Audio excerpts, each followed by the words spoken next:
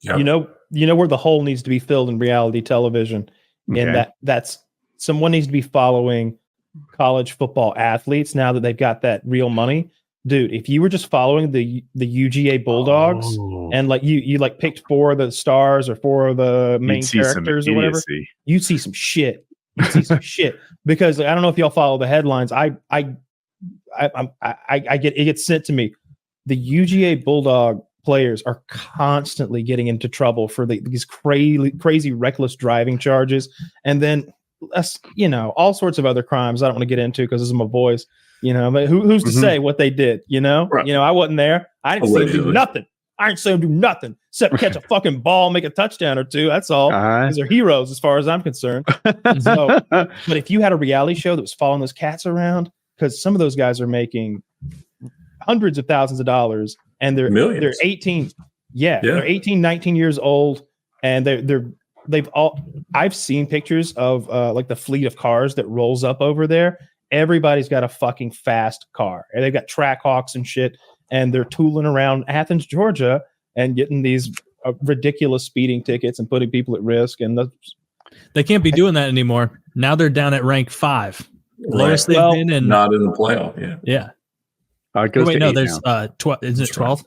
Yeah, 12? You're probably right. Yeah, it's a beautiful system because you can lose a couple. The problem is day after tomorrow they play number 1 Texas, right? So we're going to see it's going to be a tough day, yeah.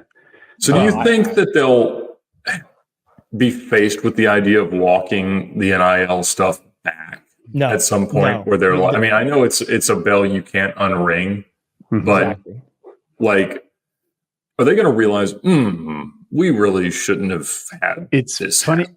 I was just thinking about that. So we had Mr. Beast on the show. And if you remember his early videos, he used to give like tons of money to strangers, waitresses, whatever. He gave a homeless guy 10 grand, which I thought was a really kind act. Like, imagine how you could clean up your life with that. And he's like, regrets on that one. Turns out, if you give a homeless man 10 grand, that is not the act of kindness that you think it is. Yeah. He's going to make a lot of terrible decisions that hurts himself. Like, so Bums night out. I wouldn't do that one again. Anyway, circling back to the football players on UGA, like it's not entirely different giving these guys 100 grand than expecting them to live straight and narrow lives. Right. I mean, they got to pay them though. Like they have to pay them something. That old system, and I'm not that plugged into it. Athletes. But like, the student athletes, like Cartman says, like they were making payment. I feel like it should be more than that because it's more than studying accounting. None of these guys are like they're all there for football. They're not. Those guys are selling millions of dollars worth of merch, jerseys, and video games. Like their likeness is in all the games, and it's like they don't need to be making an absurd amount of money, but like they need to be compensated in some way for that. They're going to make absurd amount of money no matter what. What you've got to have is a coach and a system that instills some sort of integrity into them about it. Like, look, I want us all to have track hawks. I want us all to go to race days. I want us all to like spray champagne on hookers' buttholes. Yeah. But let's win another championship. I want to see a whole parking lot of Ford Raptors for each of my guys. I'd be fine with that. But I'd be like, guys, you get a speeding ticket. Like that's it. You can't do. There should be an environment where like if you saw one of your teammates going off speeding, you'd be like, whoa, you need to slow down, bro. Kirby's smart. Brother. What would Kirby think? Arrive alive. Brother, how would you punish a football player? Like, could you just have him do wind sprints for 15 minutes? No. Remember what the Romans did? Professional athletes. No, you can't punish him that way. You can either take his playtime away, or you can say stop doing that. Well, now you're hurting the fans. I just want the player to be. You want him to be all tuckered out on game day. This is the most easily solved problem ever. Hit me. Because all you do is make the rule of NIL money be that it goes into a delayed payment trust. All right, these guys have no living expenses. They have scholarships. They have paid housing. They have paid food. They need no money. So if we just said that they get all this NIL money that they will have access to in their future, that they will appreciate and want to seek out, are we just giving it to them to figure out if they would actually be okay professional athletes when we pay them more money? I think that's a pretty decent solution. I haven't thought about the externalities. I think they're going to sue for their money. Makes sense. I hope they're watching. Oh, or they're just going to borrow against like the money and like get cash. You know, like all you got to do is go to the bank and say, "You see this contract right here? Yeah, I got $4 million coming my way in 18 months. How about running me up a line of credit real quick?" The good old Allen Iverson deal. Yeah, I didn't know. Did you do that? I didn't know that, but I was just Allen Iverson. We can get some money out of this. Reebok did Allen Iverson the biggest favor that any athlete's ever been given. Is they delayed a huge portion of his payment until he was 50 years old. What? Wow. And he only got it a few years ago. Mm-hmm. And Iverson was like separated from his wife, and he was living out of the embassy suites in Buckhead. And they were playing, he and his boys were playing Monopoly with like real cash in the lobby every night. And it was all his money. And I'd have to write him temp tags every month for his Lamborghini because he was like, he would never pay the taxes and register it. And it eventually got impounded, and it had like, I used to write all our temp tag. In Georgia, we used to like handwrite the dates of the expiration on them. And it could only be like 30 days out. And I always did it in calligraphy. And so like I saw a darn picture and I'm like, oh my gosh, that was one I did. And we had to go through it. I've got the darn title to his car upstairs because they lost it in the mail. But he had taken out so many loans against the money that he was going to get when he was 50. The only thing he got to keep was essentially the risk spread, because he actually did get it and he paid him all. But it was so. He's all right now, I guess. But I mean, he got like not arrested, but like moved away by the cops for panhandling once. Really? Yeah, I know his wasteful spending was wild.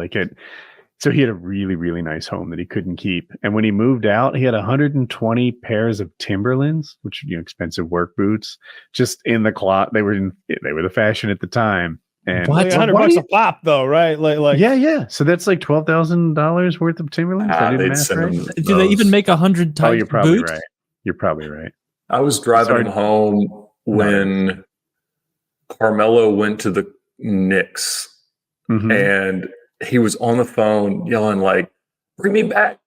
I've been playing in China. I'm going to do it. I'm going to be there. I'm going to be right there next to Carmelo." And he was trying to get the Knicks to pick him up. And I mean, Alan's awesome. I enjoyed every conversation I ever had with him, but some of his entourage was a little iffy. But it was honestly, it saved his life that Reebok had enough forethought to structure the contract that way. Mm-hmm. And if we do that for NIL kids, we'll save their lives. 50's old though. Yeah. It is, not till but 50, not if you're making 9 figures in the league. No, make it till they're out of school or something like that. Like put it somewhere to accrue. Most of these guys aren't going to make the league, though. Yeah, make it. That's great. So let them live off of the interest until they're 25 years old, and then let them have access to the principal, and they'll be fine. And you can build the greatest hedge fund of all time, managing their money in the Players Association, because you can run it through the NFL. And they could be eligible for the pension because do you have a character who would manage the NIL money? That's a problem, but it's a solvable one. I don't want to do he'd be of a certain persuasion. I keep a close eye on your money. I'm the money guy. That's in my name. My name is Jonah Moneycoin. I would be a little scared of like a situation like that where like who's watching all that NIL money, but I would be for maybe delaying it till they got out of school. You know, but at the same time, can you imagine a scenario? The school's endowments are all managed perfectly. But what would happen inevitably is you'd have one of these players who should be sitting on $10 million or $2 million, whatever, and his mother would be like dying of congestive heart failure, and she can't get good medical treatment because they've got his money locked up and he can't get it, and he's suing for the money. They would sue for their money. I think they can't unring the bell because they're getting. You're right. They cannot unring the bell. At some point, the next generation will be like, "Yes, don't give us that money." How many years into this is pretty recent, right? Like it's only the past few years they've been getting this, right? It's not 5. Yeah, it's 2 or 3 years. It's a cool scenario if you ask me. It's like, dude, you know what sucks? What would happen if you gave they're like fighter pilots, right? Like they're like alpha male, like college athletes, number 1, number 2 team in the country. can you imagine what heroes they must be when they walk around that campus or whatever? Like how as much long as they're winning. Yeah. Like the way their asses must get kissed. Like they're on ESPN every day. They're getting interviewed. They're doing all sorts of cool stuff. And they're millionaires. And they're 18, 19, 20 years old. It's crazy. Yeah. Yeah. No lock and load for those boys. They won't stay millionaires. Oh, they need some lock and load. They won't stay millionaires. Full. And there's a 0% chance they've learned even one thing in college. Oh, don't say that. Oh, man. At Georgia Tech, they used to give them fill-in-the-blank notes. They would make the professors give them fill-in-the-blank note sheets for all their classes. Yeah, like I'm putting myself in that situation. I'm worth millions of dollars, and I'm in college, and I think it's likely I go pro in a sport. I don't give a fuck about any class at all. At all. Who gives a shit? I'll beat up some nerd. Or I'll pay some nerd. I guess not beat up. I could just pay the nerd to give me the answers to the test. Look here, Moneysteen. Well, your plan B is not go use your world history degree. Your plan B is coach high school. So that's a deep plan B. Right. But that's it. That's what they think, and that's what they do. Well, I'm going to fly the B-2 bomber stealth plane, and my backup plan is a bus. You know, they fly those out of Missouri.